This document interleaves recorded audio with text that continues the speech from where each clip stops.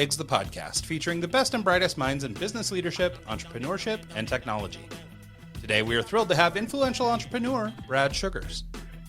Brad is the best-selling author, keynote speaker, and business coach. Over his career as an entrepreneur, he's been the CEO of more than 9 companies and is now the owner of multi-million-dollar franchise ActionCOACH. On today's show, we'll explore Brad's vast expertise as it pertains to investing, business, and life, and talk to him about his new program, 90 Days to Revolutionize Your Life. We'll discuss his guiding principles for business success, the catalyst to create his 30X programs, and his expertise in business leadership, franchising, and generating wealth. Please join us in welcoming to the show, Brad Sugars. Hey, Brad, how are you, man? G'day. How you doing? Doing very well. Thanks so much for taking the time to do this. I appreciate you. I appreciate all the education you guys keep putting out there to the marketplace, so that's a good thing. Well, thanks so much. And we do it through people like you who are willing to come on and share their stories and their wisdom. So much appreciated, a mutual back and forth here. So I guess let's talk a little bit about the beginning. So obviously you have a really long entrepreneurial journey, as we sort of alluded to there in the intro. I must be that old. See, that's what it is. I'm just old. But I simply couldn't imagine, packing it all into an introduction. So let's talk a little bit about sort of your entrepreneurial journey, how you got started, and maybe take us through some of the highs and the lows. I do joke about the fact that my dad loves embarrassing me with the story of how at age 7 he caught me selling my Christmas presents to my brothers, and he said that was my first ever business. But apparently the story goes, as Dad tells it, by 8 I'd learned to rent them to them rather than actually sell it to them. So I got the presents back and their money. So, but I trained as an accountant. I worked different jobs. I worked as a DJ and all that stuff going through college. And when I got into business for myself, and now I've had major shareholdings in more than 50 companies. And today I'm the chairman of 11 companies that I own major shares in, or the entire thing. And really, I guess the passion through all of it has been the learning and teaching. So from right back in the early days with my pizza company to today, commercial cleaning, restaurants, catering, ActionCOACH, which is what I'm most well known for, writing, what's that one above my shoulder there, that's book number 17, book number 18, Raise Your Hand Marketing, middle of writing book number 19 with Jeffrey Gitomer. So yeah, I guess teaching and all of that, and that's why I guess my companies have succeeded, because I teach my people. I have firm philosophy, if I keep building my people, they keep building my companies. So yeah, no, it's an interesting take, because you hear a lot of people talk all the time about, business fundamentals and building companies and scaling a business and growing a business, but I haven't really heard that many people lead with sort of the idea of education being the thing. And, of course, we've had people talk about training and things like that, but as a core philosophy, that sounds like sort of a new direction. Where does that come from? You mentioned being sort of entrepreneurial as a young person, but did you have a person in your life who was, gave you a role model, or did that just come naturally? Dang. A whole bunch, I guess. When I go back to 16 years of age, I was lucky enough when I was in high school to win the Rotary Youth Leadership Award. And that sent me away for a week-long training on how to be a leader and how to be a successful type thing. And that led me to reading and, from how to win friends and influence people. And then I met Jim Rohn. I was 16. I paid to go and see Jim Rohn in a seminar in the Brisbane City Town Hall, Brisbane, Queensland, Australia, where I was raised. And, my mom and dad thought I was crazy spending that much money on seeing some guy speak for the day. But I got Mr. Rohn to sign my notes, and 3 things he said to me that day stuck with me forever. He said, never wish your life were easier, wish that you were better. And, as a 16-year-old, that's a big thing to actually realize, hang on, I can't just hope it gets better. I got to get better. It's the same as like today I teach, business will never get easier. You got to get better at business. Sales will never get easier. You got to get better at sales. I have 5 kids. I teach them the same philosophy. It's like, you can set any goal in the world you want to if you're willing to grow into it. If you're unwilling to grow, then don't set a goal. If you're unwilling to learn, if you're unwilling to get better at it, then don't set a goal. It's just not going to happen. Second thing Mr. Rohn said was work harder on yourself than you do on your job. So, and I ran down to him at the end of the seminar. I got him to sign my notes, 16 years old. And I said, Mr. Rohn, what's one thing I can do as a 16-year-old boy to guarantee I'll be successful? And he said to me, son, it's real simple. Read a book a week for the rest of your life. So I did. And keep writing them, keep reading them. keep teaching. And I think the great thing about writing books is it makes you think about how you do things. Like when I look at how we do marketing today, that's why I wrote that book there. When I, this one here, Billionaire in Training, when I wrote Billionaire in Training, it was, how does wealth happen? Most people don't understand how wealth happens. So I had to do that. But 31 years old, I got to be the opening guy for Jim Rohn, Sydney Convention Center, 5,000 people. I was the opening guy. I showed Mr. Rohn my notes, and he said, "Please call me Jim." I said, "Yes, Mr. Rohn." Some people earn that right. You know what I mean? Yeah, that's amazing. Yeah, no, Mr. Rohn is amazing, obviously, and his name comes up quite a bit on this. And so, but one thing that stood out to me specifically about your story is that, that impactful moment as a young person, right? I have something similar, which is, I actually didn't know for the longest time who this was attributed to, but I had met with a guy who was trying to help me improve my sales game as like an 18-year-old. I was trying to put on a softball tournament in town, and I was trying to get sponsors to give us money. And I met with this guy, and he wasn't going to give me any money, but he was willing to share some knowledge. And he had this idea that, in order to be great at sales or great at anything, people need to know you, like you, trust you. And, there's a longer phrase or a longer sentence that goes with that. But those three core things have stuck with me my entire life, business, career, everything. And it wasn't actually until during COVID that I discovered that could be attributed to Bob Berg, who's famous for the Go-Giver movement. Yep. And I believe he will take no credit for it and say, he picked it up from somewhere else too. But the way that it was relayed to me came from him. And I actually, reached out to him via LinkedIn, and he actually responded back. So, I didn't get my notes signed, but nonetheless, he was willing to write back a personal email and thank me for attributing everything to him over the last 20 years or 30 years. So it's pretty cool how just that one little moment can be so impactful for a young person. I think that we've all got to realize that the old sliding doors philosophy, it doesn't matter where you impact. That's why, 10 years ago, I started my foundation to educate young people how to be entrepreneurs, because I don't think we need more employees. I think we need more employers, and if we can, I know for me, when I left school, and more particularly when I left college,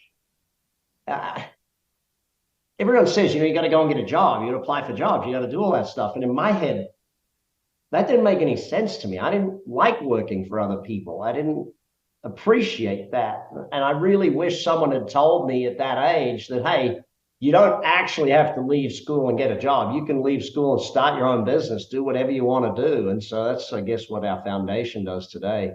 We give free education to young people that don't want to go and get a job. And I think that is super powerful. It's the kind of thing that I always tell my kids, if ever they're slacking on their grades or whatever, I'm like, we don't need more people, to do the work. We need people to run the companies. So you guys have got to hook up, because you guys are going to be the ones that are the future business leaders, right? You're going to be the ones that people work for down the road, because you're always going to have a selection of people who are just not interested, and they're just going to coast, and those people need a place to work. So you're going to have to put something together. Yeah. So, Dad said it to me as you can get paid to work from the neck up or the neck down. Neck up pays more. So, No, I love that. No, I think it's really important, especially, this idea of passing stuff along in your youth. But I also would say that, there's some value in picking this up even as an older person. I think, to your point about college, a lot of people do go through the motions, right? I mean, and now there's all these stories in the news that, the whole school system was really built to industrialize people and move them into the workplace and, all this stuff. And for many of us, that's how it goes, right? We go through school, we go through high school, we get a job, we go to college, we start a family. We just, we've got these predictable check boxes. And, but I know so many people who about 35, 40 years old, they start thinking, I'm not doing what I want to do, right? I mean, I'm doing the thing I went to school for, but I'm not doing the thing I want to do. And so some of this business knowledge and things like this that you were lucky enough to pick up from, like, maybe the best guy you could pick it up from at 16, not everybody had that. So what do you think about people who are trying to maybe turn that corner or pivot now? Like, where do they go for this kind of knowledge? I mean, there's three great ways for learning today. Number one is you and me do these things called podcasts. There's a million YouTubes out there. So if you really want to get started, there's so much free education online today that it's crazy not to get involved in that free education. I think the second thing is, if you don't have a library card, there's bookstores, there's library cards, there's Audible. Jim Rohn used to say, no one can do your reading for you. Well, Mr. Rohn didn't know about Audible. But there's so much knowledge in books out there, and you've just got to put the time and energy in. As I said to my kids, and as I teach very clearly, I remember at 16 years old, after seeing Mr. Rohn and a few other people that I'd learned from, setting the goal of financially retiring at age 25. And I remember telling my buddy Leon, and Leon told his dad, and Leon's dad decided to sit us both down and tell us how that couldn't happen. And, and he was obviously a financial expert. He was an engineer for the city. But well, the money just keeps coming no matter what I do. There's just more money. Technically, Leon's dad was correct. 16-year-old version of me couldn't retire. But what Leon's dad didn't understand is that I was willing to grow into that person. And I don't care what age you stumble across the yearn to learn or the understanding that learning comes before earning type thing. I don't care what age you stumble into that. The fact is that if you want more, you have to become more. There's no way to achieve anything without changing how you think, how you look at things, how you approach things. So you have to get better at whatever it is. I still remember I coach with 5 kids. I've coached dang every sport there is almost. But remember my eldest daughter was playing soccer, and I was teaching these kids to do laces kicks. Most kids kick with the pointed toe or the inside of the foot. I'm teaching them to kick with the top of their foot. And I send them to the fence with their ball and say, all right, do 100 of those and come back and tell me what you learned. One kid comes back after 5. Coach, I can't do that. Really? How many did you do? 5. All right, go and do 95 more and tell me if you got better. Amazingly enough, after 95 more, she got better. I had a guy talk to me the other week, right, and says, I'm no good at sales. Really? How many sales training programs you been on? Oh, none. How many books on sales you read? How many podcasts on sales? How many, you know what I mean? I ask him all the questions. And of course, he's read none, done none. How did you learn you were bad at sales? Oh, I tried it a few times when I was young and I couldn't do it. So you had no training and you tried it and you were bad at it. Wonder how that happened. Yeah. So I honestly think, buddy, that the desire to learn must precede the desire to succeed. Yeah. And isn't it so funny too? It's just as you're telling that story, I'm thinking of my own kid. He decided, so we went out to Nashville for spring break this year and went to a Nashville Predators hockey game. And kid had a blast. It was super cool. They actually beat your Vegas Knights, so sorry about that. But it was a lot of fun. Kid had a blast, and now has decided, after never playing hockey in his entire life, that now is the time. So he's 12, and we just started skating lessons yesterday. So it's funny that we're talking about this. But he's one of those kids that has always had that kind of attitude. If I'm not good at it already, there's no point. Right. So he goes into sports, he's kind of a bigger kid, so he plays football and it came sort of naturally to him. But, the whole concept is he would be very disappointed if he wasn't already good. And we tried to tell him before we get into this, we're like, okay, this is totally foreign to you. You've never skied, you've never roller skated, you've never done anything where you had to stand on your ankles and balance on a blade and do this. Be prepared to fall. And he actually did fall a lot. And, in fact, really had a hard time even just staying on his feet. But he did afterwards, recognize the challenge and go easy on himself, that he didn't know what he was supposed to be doing. Yeah. And that it was okay to try and fail. And, and I really worried when I put him in there because he was with all these young kids and stuff. This is like a first time on skates kind of class, right? And so, but it made me think of times in my life where we spend so much time trying to compare ourselves to people who are already ahead of us. Yeah. And people who are, several steps ahead. So it makes us look really bad. So to your point about sales, if you've done no training, you've done no things, there's no expectation you would be good. If you're good, you must be some kind of prodigy or something. So because the whole born salesperson doesn't exist, Right. Yeah. And I think that's it. Right. And I think people will take, charisma or whatever and attribute that to being good in sales. But there's certainly methodologies and things that you could learn to be better. Right. So I think it's really interesting. One thing I wanted to dig into though, on that topic is any advice on finding people who are legitimate, especially nowadays, with social media and all this stuff, TikTok, this is where people learn or they get fed something. I don't know if learning is, but there's so many people. I do get annoyed sometimes, Ryan, when I sit there and I listen to some of this, you got to hustle and grind. And, all this.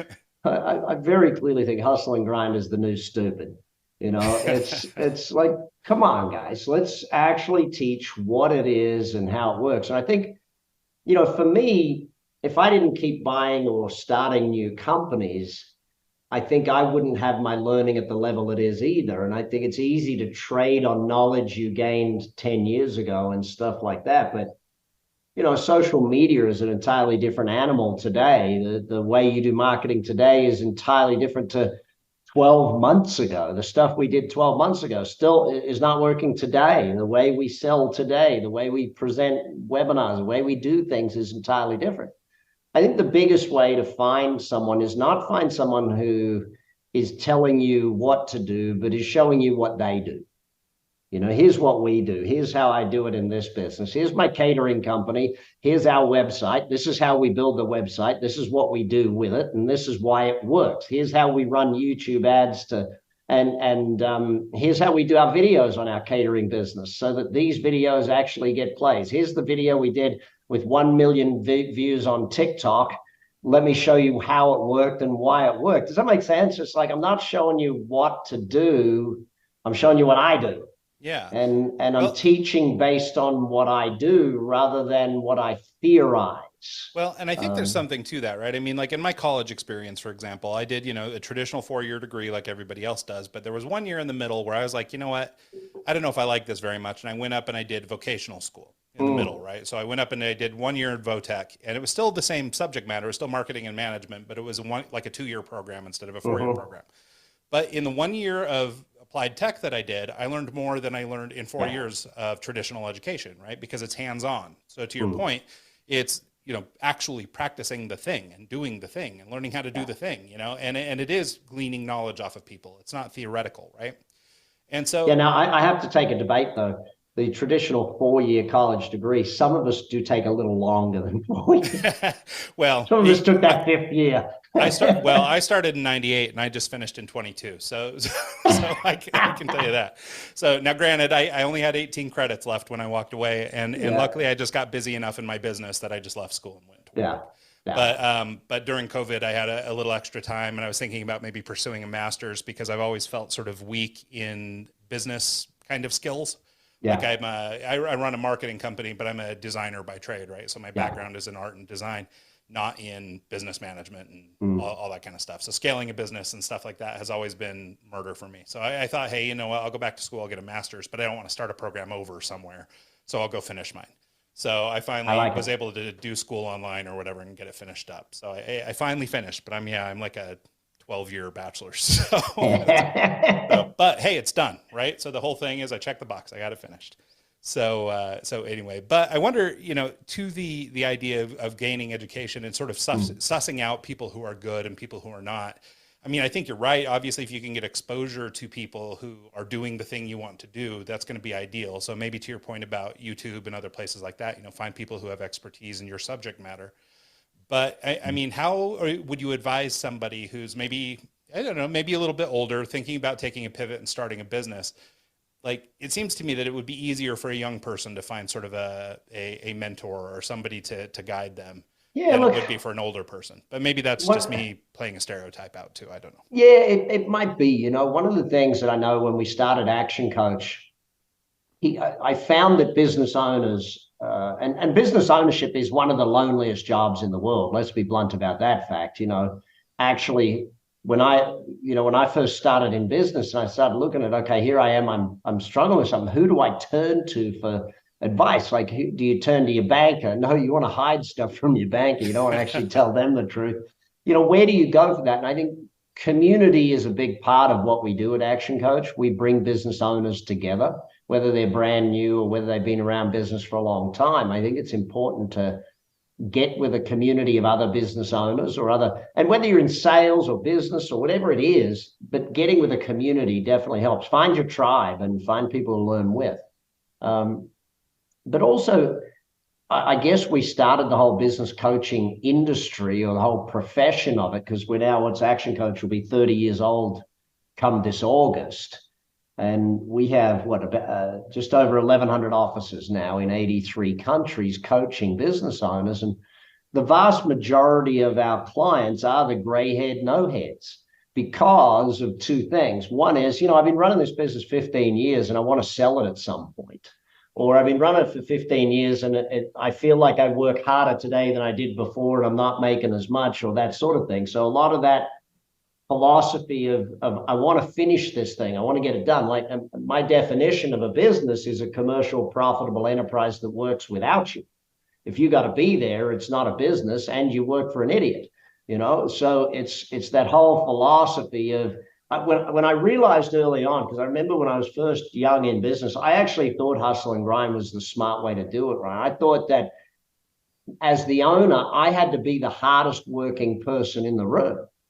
And it wasn't until later when I actually learned that me working that hard covered up the mistakes of my team or covered up the mistakes of the business. The fact that I did all of that work meant that the salespeople had to do less. The fact that I worked so hard in creating marketing that the marketing team really didn't have to do as much. And so my hustle and grind actually covered up a lot of those problems and prevented me from creating a business. They allowed me to create a job where I couldn't leave.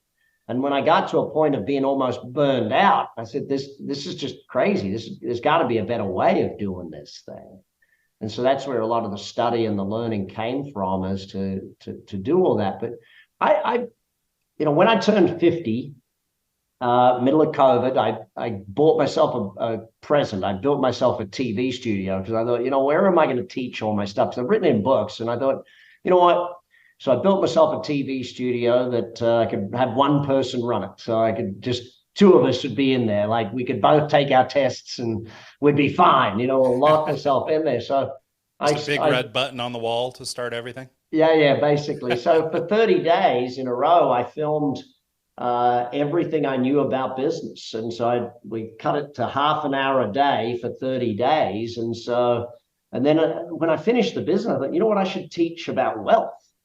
And so I spent 30 more days, like I went and wrote it and then came back and we did 30 more days teaching wealth. And then I thought, well, what about success principles? So I did 30 days on life. And so 90 days of training. And I thought, thank goodness I've got it down now. This is, I've actually recorded it and it's there for posterity for everyone to go and learn from. And so, yeah, well, it's really important, or I think really valuable that you did, sort of take that separation, right? Because I think the old school mentality or the old school approach to business was more like you're talking about, that hustle and grind attitude, right? Like so much of early knowledge that I can think of, and even some of my sort of, I guess, closest thing you might call to an early business mentor or leader. He was just the hardest working guy in show business, right? Yeah. He slept at the office half the time. I used to brag about sleeping at my office. Yeah, it used to be like a thing, right? And I was the same way. I used to work for, in agency for, from 7 till 6 in the afternoon, and then I'd come home and work on my business 7 to 2. So I was killing myself and I did that for 5 or 6 years on top of all the other years of late night agency work and stuff like that. And it's just, there was a little bit of pride and it sounds like you're familiar with this, but like in the agency business in particular, being the last guy out, being the guy that stayed over, being the guy that, did whatever, accomplished this Herculean feat without thinking about how it's going to affect you or your day or your family or whatever. Yeah. Like there was a little bit of a badge of honor, and that was sort of the culture in agency for a long time. Yeah. And, but it does seem like the tides have turned a little bit and people are starting to look more for that balance. Yeah. But what's interesting about it is I don't think a lot of people have that knowledge or that training, right? Yeah. If you went to school for business, you learned how to run a business. You didn't learn how to be a good father or how to balance time with your family or, take time for yourself even.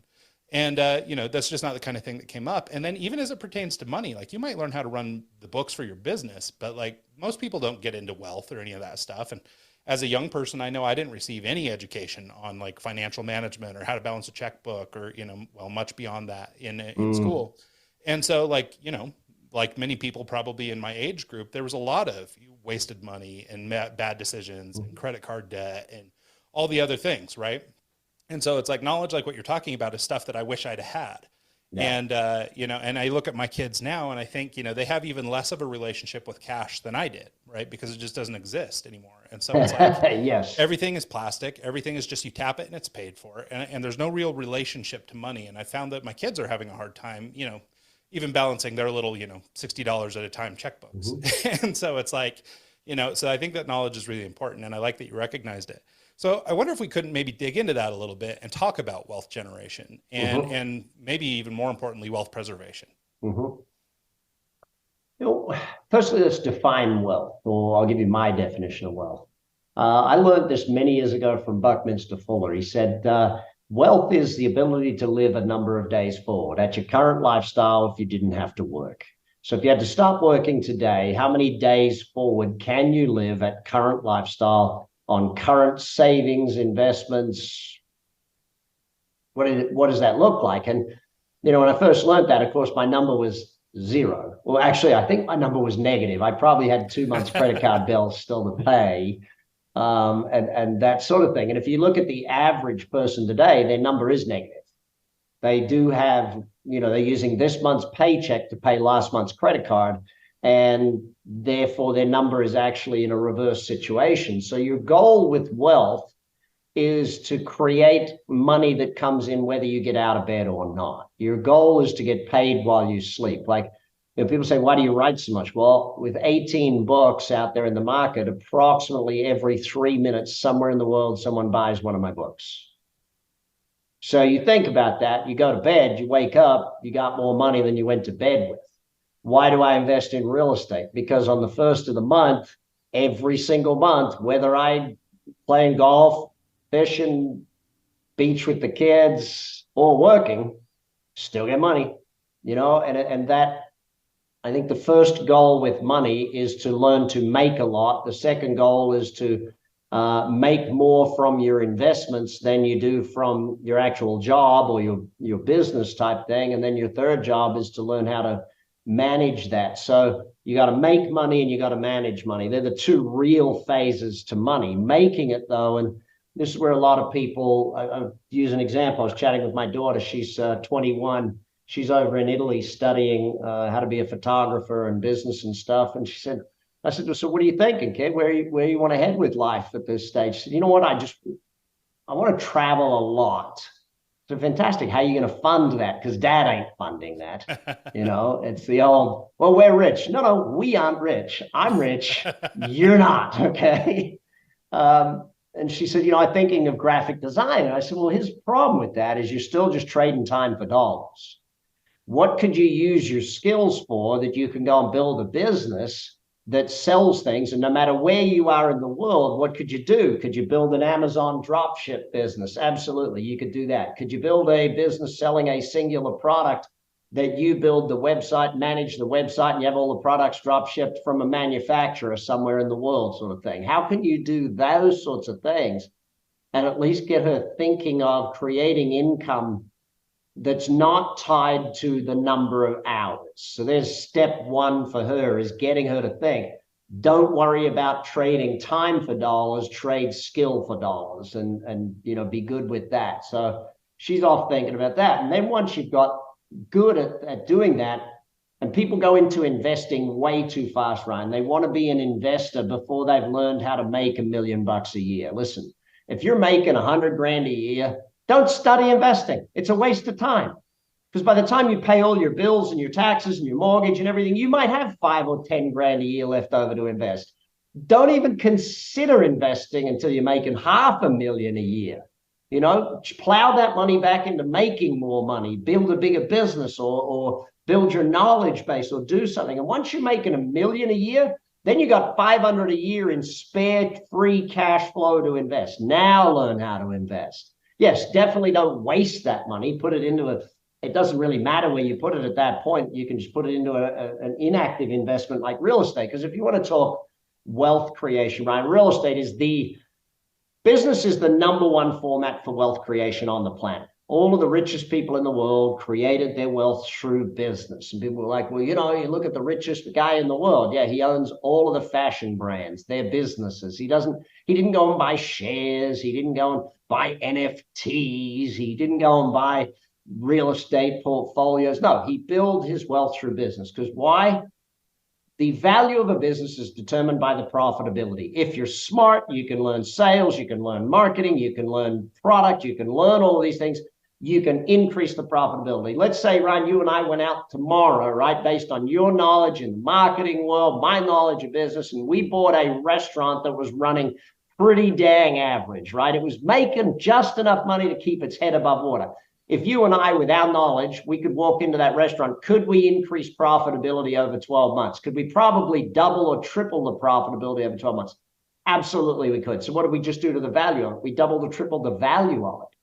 So when I teach how to buy and sell companies, I see all these people teach, flipping houses. Flipping houses is good, but flipping businesses is actually great. Because if I can't tenfold the value of a piece of real estate, but I can tenfold the value of a thing. You look at, what does Warren Buffett do? One of the richest people in the world, what's he do? He buys broken companies and fixes them. I remember when he bought NetJets, who manages the jets for us. He walks in and buys NetJets. It's losing $50 million a year. He turns around, it's making $900 million a year. Do you think he made a few dollars in extra capital value right there? Yes. But real estate's second best. I'll tell you why real estate is second best. You can't add as much value to it. But, and this is where most people get it wrong. I even heard Dave Ramsey the other day telling people this is not real. And it's like, Dave, are you kidding me? I used to have debates with Robert Kiyosaki about this stuff because, yes, your own home is an asset, especially if you do it right, okay? It's crazy not to say that. But if I go out and buy a house tomorrow, right? Let's go and we buy a house, and let's say the house is, I don't know, we'll just say $1 million just for the ease of it's a round number. We could say 100 grand, right? We go and buy that house for 100 grand. How much money we got to put in? 20 grand, 20% deposit. So what we got to put into that deal, right? So for the next 20 years, we have tenants in there who pay the mortgage for us. So 80% of the asset is paid for by someone else. So if you want 80% of your retirement paid for by someone else, you just buy a piece of real estate. If you're like, think about kids, right? Kid turns 1. I go and buy him a house. I put in 20% of the value of the house. Put it in a trust for that kid. On their 21st birthday, I give the kid the house. It's fully paid off.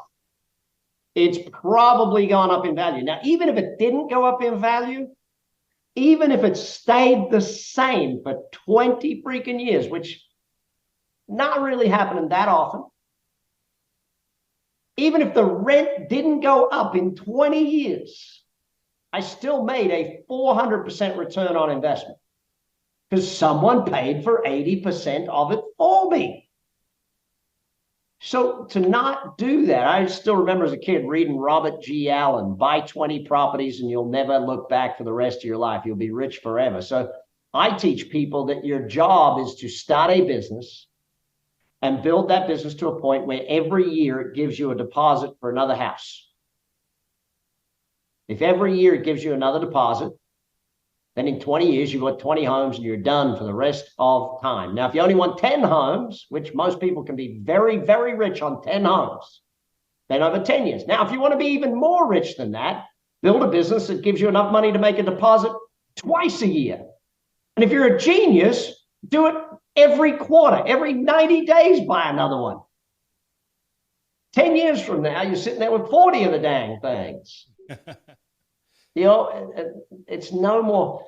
People try to make it harder than it is, right? They really do. I just see it. It's so much simpler than what most people make it out to be. Because if you got a decent house in a decent area where a decent family wants to live and rent and pay that rent, you've got your mortgage paid for the next 20 years. 20 years later, you got a house you own. Rent is coming in every month. You own it outright. You can redraw against it. You can do all the sorts of different things. Yeah. So I think one of the things that keeps people from doing this, obviously, I mean, buying into real estate is something that people talk about, right? I mean, you see this sort of content around on places like YouTube and things like that. I think some of the I think that there's a couple barriers to entry that are maybe more emotional than real, but it's got something to do with fear, I believe.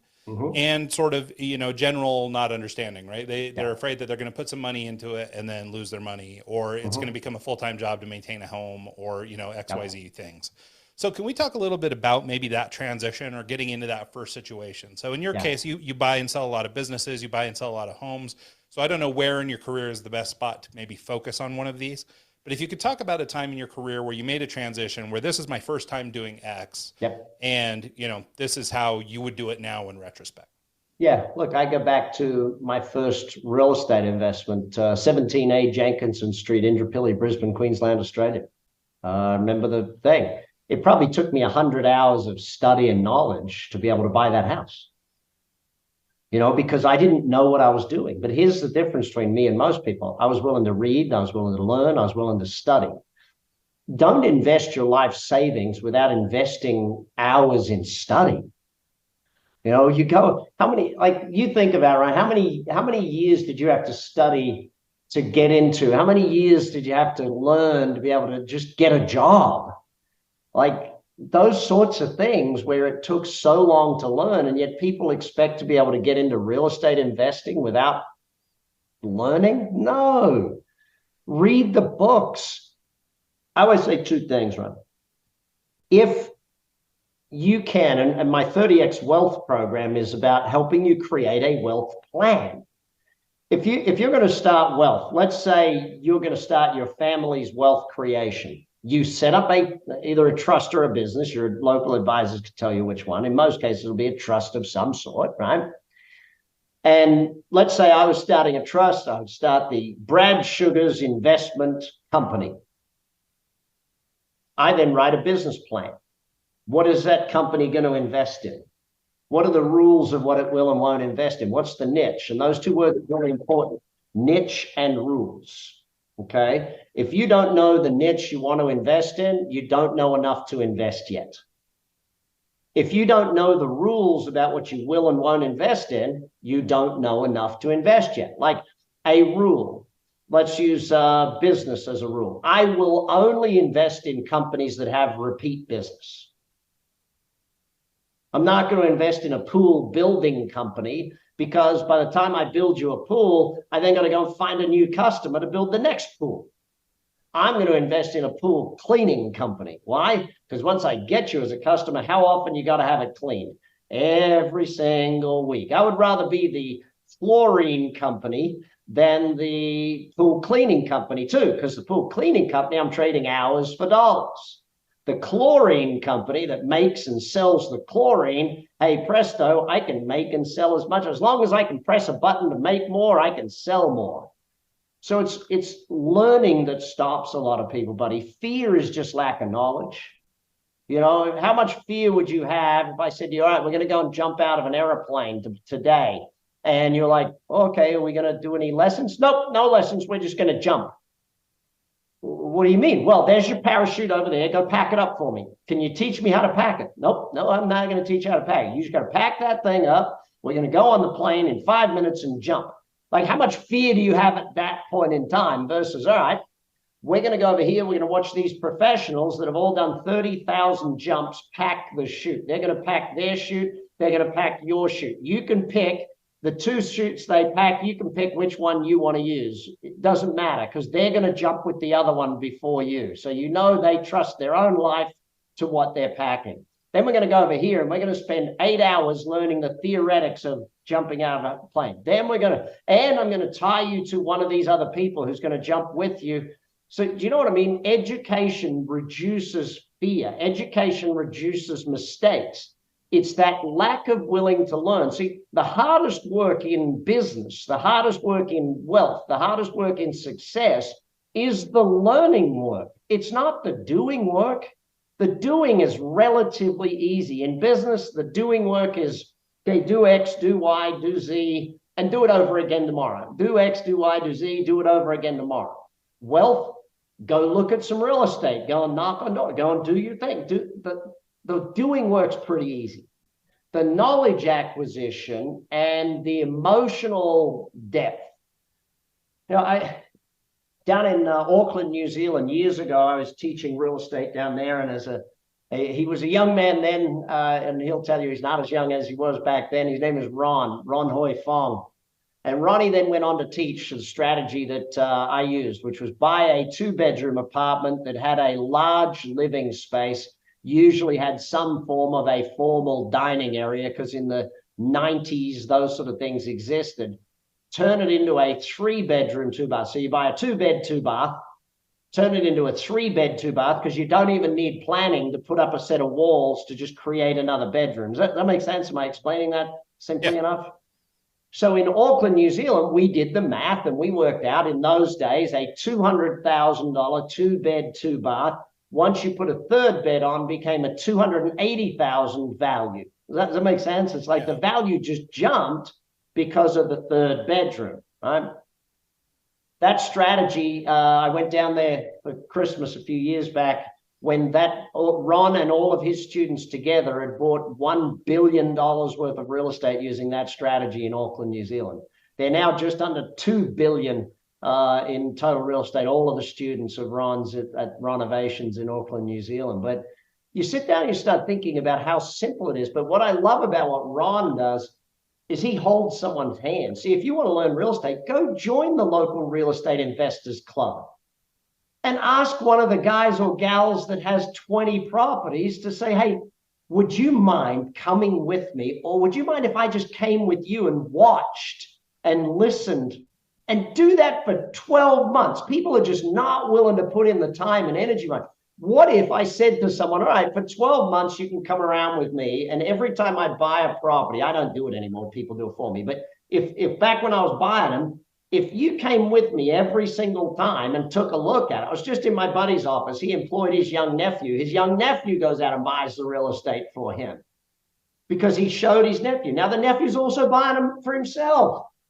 But there's millions of people out there willing to help you. You just got to go and join the groups, join these associations, become a part of it. And that's where, for us, business is what we do. And I just love watching people succeed. And I think that if you really want to get good at business or real estate or whatever it is, just find someone that's in one of the local clubs and go hang with them. I used to pay realtors to drive me around. Right? When I wanted to learn a new area, that I was trying to invest in, I would go to the top real estate agency in that area, and I'd ask the person on the front desk, hey, who's the number one salesperson for investors here? Not residential, but who's the one that sells most to investors here? And they would always point it out. And I would then say to that person, hey, listen, I'd like to pay you a couple $100 to drive me around, teach me the area. And that's absolutely, let me take you and drive you around. At the end of the day, I go to give them a couple $100 and they say, I don't want your money. No, I love that. Well, and I love the idea too of just taking that little extra step, right? And thinking a little bit creatively.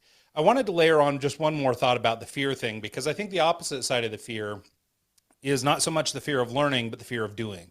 And you've heard the phrase, the analysis paralysis or whatever, but like I'm notoriously one of these guys in some capacities. It's really funny, the many facets of my life that I run into. But I've been you do lay it bare on a lot of the podcasts. Well, I'm trying, right? I mean, because I want to be relatable, right? I want people to understand that these are the struggles that so many people go through, right? And so for me, when I was young, I did a lot of art and I was very artistic, and then I became a commercial artist and I moved into the computer and I gave up on things that were physical. And now as an older person, I want to do more of that stuff, right? So I've been thinking about getting back into drawing and painting and doing all this stuff, right? Well, what I've found is that I've become the guy who just buys art supplies, but never actually creates art. And so I go out every week, I go down to the art shop, I buy new cans of paint, I buy new brushes, I buy easels, I buy, canvases, whatever. But I've not once sat down to actually concept out a piece to paint. And I think that thing is something that people do, where you might get caught up reading all the real estate investment books from all the the billionaire du jours, and then you still can't get started, right? You still can't push out, and I mean, we've had other people talk about real estate investing and other types of investing here on the show. And, as soon as we're done, me and Michael sit and BS and we'll be like, man, we got to go. Let's start buying up, let's get some land. Let's do this land swap thing. Let's, whatever it is. And, but then we just never do it. Right. So some of it isn't that we didn't even have it, like in this case, like we have access to your mind, right? Here you are teaching us these different things we should do. But I think it's unlikely that people will run and buy a house based on this conversation alone. Right. And Correct. so, but maybe they'll pick up another book on the subject. Right. Yeah. No, maybe and I think they'll read another blog. Maybe they'll because success is kind of like a jigsaw puzzle. Maybe today is one of the 4 corners to your jigsaw puzzle. Maybe today fills in that top line or the side lines, or maybe today is the last piece in your jigsaw to say, you know what? All right, now I'm going to go and actually do this. maybe someone calls a realtor today because of what we've said on here.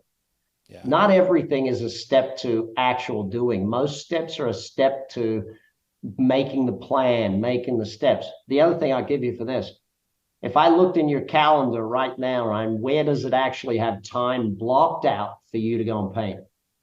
Yeah, it doesn't. It doesn't Right. exist. So what if right now we turn to you, and this is the coach in me, I'm as a business coach, I turn to it and I go, all right, what if we right now opened your calendar up and we blocked in 2 hours on Saturday that said, go to this thing. And we booked a person to take you there and make you do that type thing. You know, it's when you get the inspiration, you got to take some form of action, something, anything. It doesn't matter what, but something. That's why I call it Action Coach, not, hey, that was a good podcast, coach.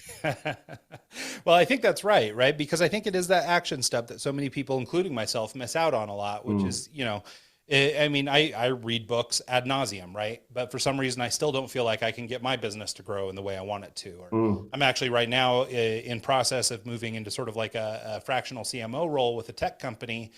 But that means I have to make my business stand alone without me at the middle, right? Yeah. I built my agency as basically an extension of my freelance career.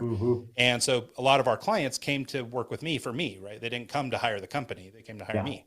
And so, which is a gift, and it's awesome, and it's cool that I had this opportunity. But now I want to pursue this other thing, but I don't want to let down my clients. I don't want to do any of that stuff, but I have to figure out how to like extricate myself from the middle.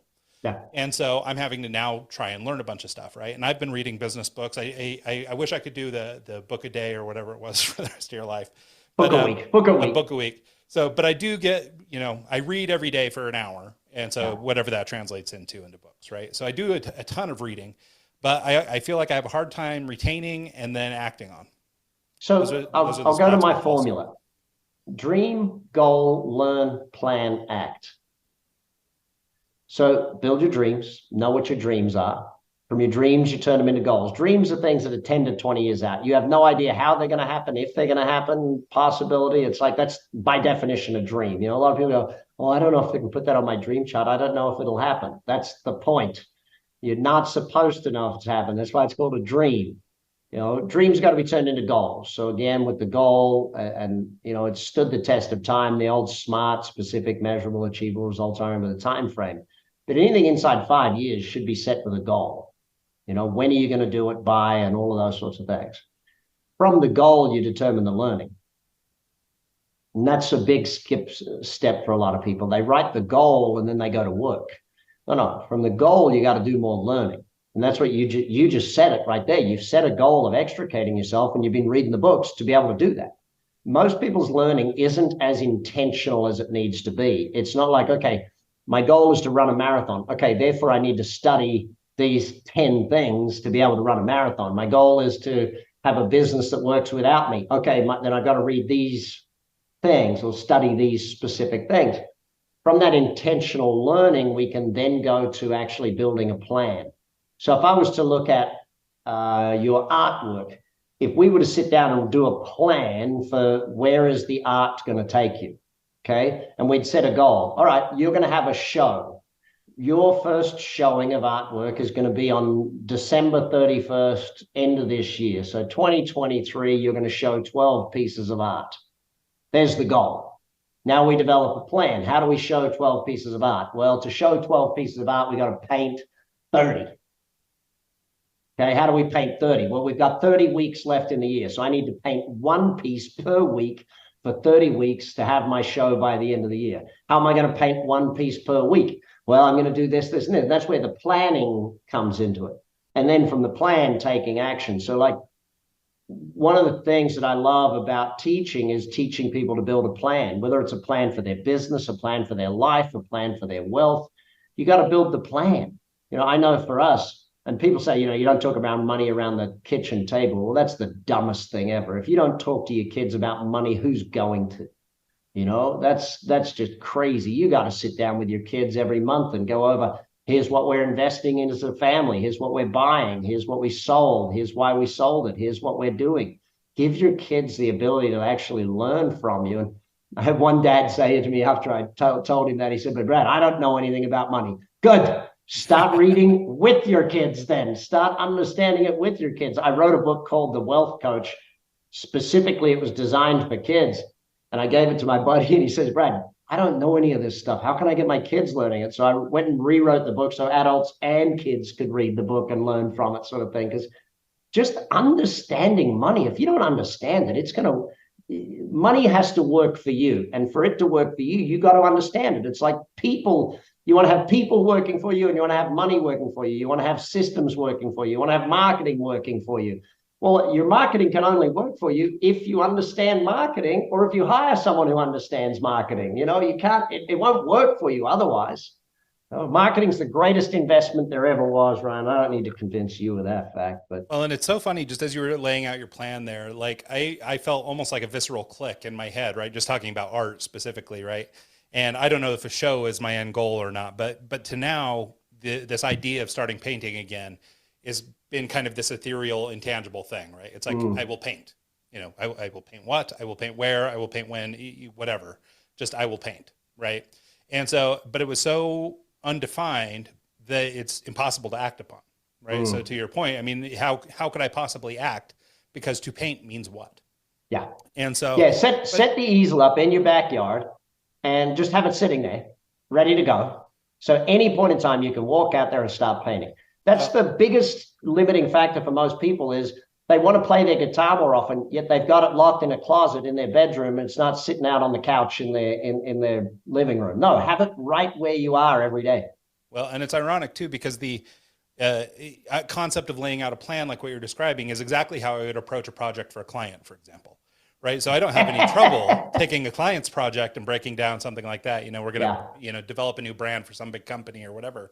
Like, this is how we would do it. We would break it into the parts, and we would do the pieces, and we would deliver on deadlines, and we would do all that stuff. Right. But for my own little pet project, this, ethereal or mysterious, whatever we want to call it, painting thing is, has never had that kind of logic applied to it. So it's funny that even within me as an individual, there's clearly a line drawn between what I take as my personal time or my personal things, and a lot of people take as business. A lot of people are very good at setting up goals for their business or their work life, but they don't set goals for their relationship. They don't set goals for their health.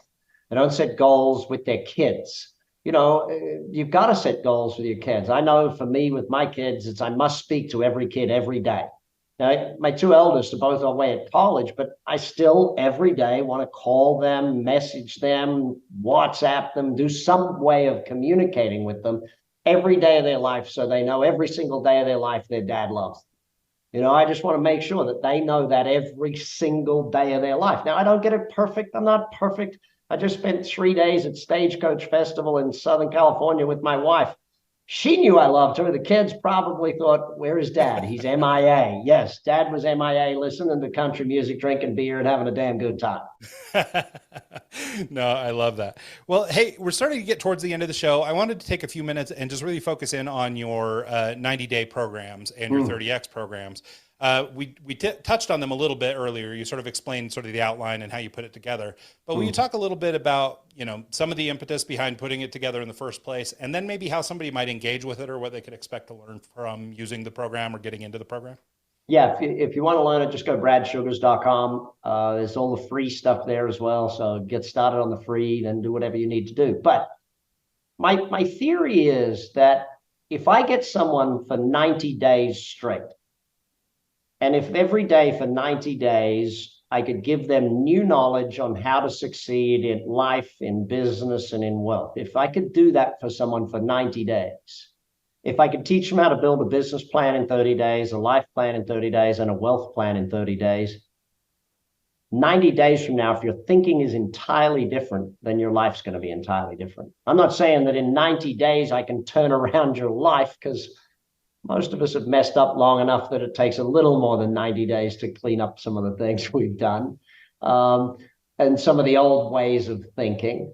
But that's my theory, and it seems to be proving correct. Everyone that does the 30-day challenges, because we do each of them as a challenge, so 30 days straight, you get together with a group of people and you all come together and chat at lunch about what did you learn from today's video, and then you move on to the next day. And each of the 30 days is just $99. It's for me, it's not about the wealth creation from it. It's about helping people learn, but, also wanting to make sure that if they didn't put any money down, there's no pain at all. So I want people to complete it at least. But yeah, so, when you look at business, going through team building and sales and marketing, and how do you actually just learn enough to know what it looks like to be a great business owner?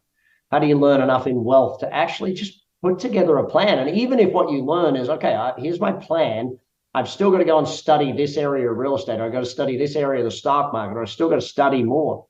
A lot of the time your plan is, I got to spend a year studying, because, but at least you'll have a clear plan of what you want to study. You'll have a clear set of goals. When it comes to wealth, people say to me, I want to be rich. Okay, define rich for me. No, I really, okay. Well, what would your passive income per month be? What would your net asset value be? If you were wealthy, what would that be? Give me a definition, because only once we have the goal can we actually start to set a plan in play. Only once we know exactly what it is you want. People say, well, I don't want to be working as much. Great. How many hours a week do you want to work? Like when people are running their business, working 60, 80 hours a week, and I say, well, okay, let's set a goal then. How many days a week do you actually want to have to go to work? Well, I'd like to go to work 4 days a week. Excellent. How many hours a day would you like to be there for those 4 days a week? 5 hours a day. Excellent. We now have a goal in mind that we can build a plan for. You want to be working 20 hours a week, 5 hours a day, 4 days a week. How much vacation do you want to have? Well, I'd like to be on vacation for 6 weeks of the year while my kids are on vacation from school. Excellent. Let's set that as a plan. And only then, Ryan, again, my coaches, if anyone wants a free coaching session, just go on actioncoach.com. One of my coaches will give you a free session anywhere in the world. Just mention that you're on the Eggs podcast. They'll be happy to hand over a free session. But that, my friend, is really the simplest way I can explain what I try to do with teaching. Yeah, no, well, I think it's so important, and obviously there are a lot of programs out there and a lot of things out there, but like we talked about earlier in the show, the idea or sort of the approach where we're talking about business, but then we're also talking about what we're going to do with the expected outcome of the business, which is money, and then what we're going to do with that money, and then how we're going to do all that in combination with our life, I think is so critical, because it seems to me that most of the training that I'm familiar with, and granted I haven't seen everything, but I mean, a lot of it is how to grow your X, or how to build a Y, or, how to invest in this or whatever, but there's not a lot of focus on how these sort of three pillars of a person's life kind of interplay. And they're really critical, I mean, even just thinking in my own life, like, okay, if I was going to sit down and do this 90-day program, okay, well, I've got to get my wife to buy in on the fact that I'm going to take 30 minutes every evening and work on this, or, whatever it is. Right. And so, but I try and have lunch with everybody every day, right? That's my goal. Let's have lunch together for the next 90 days. I love that. And so, but it's that idea, right? That you've got to, people are going to be affected by the thing you're doing. So if I want to pursue painting, well, okay, now I'm going to miss 2 hours on Saturday because I'm going to be painting for 2 hours on Saturdays. Right. So it's like, so I need buy-in from my family. I need to understand what this expense is going to be. Am I perfectly good with spending the money on it because it brings me joy, or do I hope to turn it into a business or whatever? And then, if it is a business, there's some business questions to think of, so, I mean, those three things are sort of, inextricable or inextricably connected. Yeah. And I think it's important to sort of look at it that way, sort of holistically. So I really appreciate what you're doing with your program. I guess here in the last couple of seconds, do you just want to let people know where they can check out all the stuff you do? I mean, obviously it's it's everywhere. You name it. I'm on Pinterest. I'm on TikTok. I don't dance, but I definitely teach. Well, it's not too late. It's not too late. Look, the other thing is, if anyone wants, I will say two things to finish up. Number one, if this is your first time on this podcast, make sure you support the work these guys do. Click the button to subscribe. Only when you subscribe do you actually start getting that continued compounding growth back. The second thing is this. If you're not reading, you're not growing. If you're not studying, you're not growing. And the more you grow, the more things come your way. So keep growing into the person you want to become, and you'll attract all the things that you want to attract. I love that. And just as a parting shot, it's bradsugars.com, right? And bradsugars.com or actioncoach.com, either one. Excellent. That's perfect. Well, thank you so much, Brad, for taking the time to do this. This has been an awesome conversation. And I don't know if we got far enough down the road into your specifics, but I really appreciate sharing your general knowledge. I love chatting, buddy, and we can do it again another day. We can get into specifics around all three areas, but thank you for the work you do. Absolutely. We'll do it again. And thanks so much to everybody who tunes into the show this week and every week. And we'll see you guys next time.